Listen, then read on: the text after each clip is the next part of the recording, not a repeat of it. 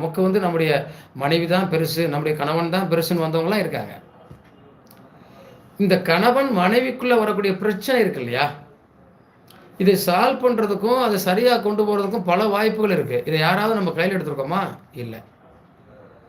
எப்போதுமே ஒரு ஜாதகத்துக்குள்ள இந்த 7ஆம் இடத்தினுடைய அதிபதி நம்முடைய கணவன் அல்லது மனைவின்னு சொல்றோம் இல்லையா?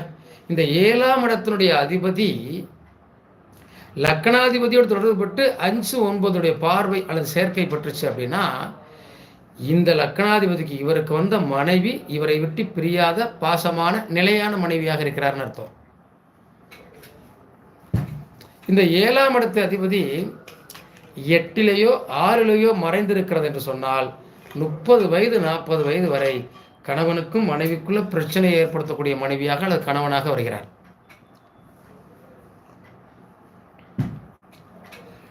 இப்போ இந்த விஷயத்துக்குள்ளதான் நம்முடைய வாழ்க்கை என்ன இருக்கு, ஏன் இந்த வாழ்க்கையை வாழ்றோம் அப்படிங்கிற தோற்றத்துக்கு நம்ம போயிடுறோம்.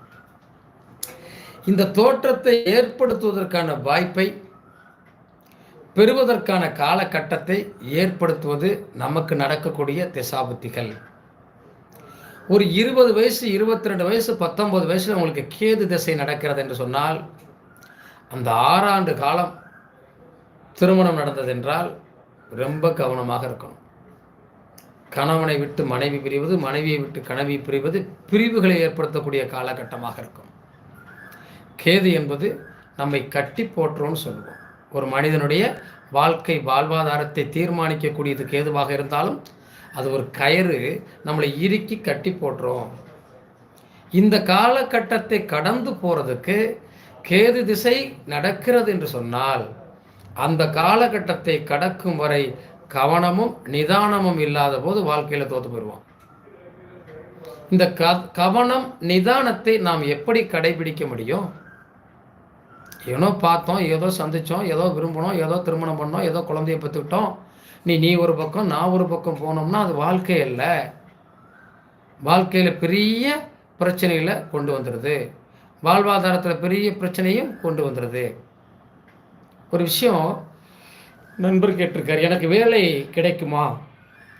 இதில் ஒரு விஷயம் என்னன்னா, நம்முடைய ஜாதகத்தை பொறுத்தளவுல 10ஆம் இடத்துல பாவி இருந்தால் பதவிகள் பல உண்டுன்னு சொல்லுவோம். உங்களுக்கு வேலை வாய்ப்பு கிடைக்கணும், வேலை கிடைக்கணும், வாழ்க்கையில் பெருசாக வரணும் அப்படின்னா ஒன்றும் இல்லைங்க. 6ஆம் இடம் 10ஆம் இடம் சம்மந்தப்பட்டுருச்சு அப்படின்னா கண்டிப்பாக அரசு வேலை வாய்ப்புகள் உங்களுக்கு உறுதியாக கிடைக்கும். ஏன்னா 10ஆம் இடம் தான் ஜீவனஸ்தானம், கர்மஸ்தானம்.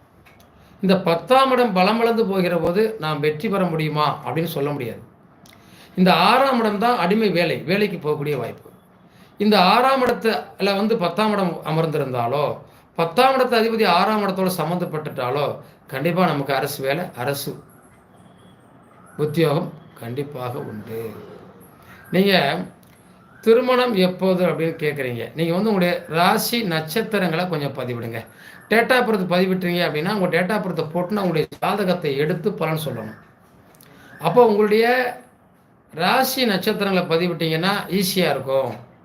ஏன்னா ஒவ்வொருத்தருக்கும் ஜாதகம் பார்க்கக்கூடிய ஆசைகள் நிச்சயமாக இருக்கும், அதில் எந்த சந்தேகமும் இல்லை. அந்த ஜாதகம் பார்க்கறதுக்கான காலகட்டத்திற்கான நேரங்கள் நமக்கு சரியாக இருக்கணும் இல்லையா? ஒவ்வொரு ஜாதகத்தையும் தனித்தனியாக பிரித்து பார்க்கணும்.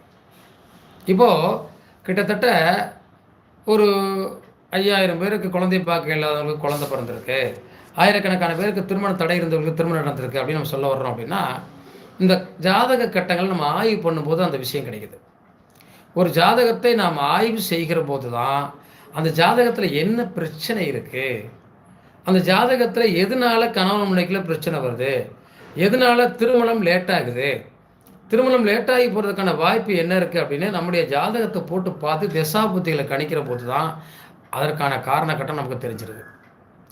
பொதுவாகவே டேட் ஆஃப் பர்த் டைம் கொடுத்துட்டிங்கன்னா ஒரு செகண்டில் சொல்லிடலாம் அப்படின்னு சொல்ல முடியாது. அது ரொம்ப டீப்பாக நம்ம வந்து அதை போய் உள்ளே போய் பார்க்கணும்.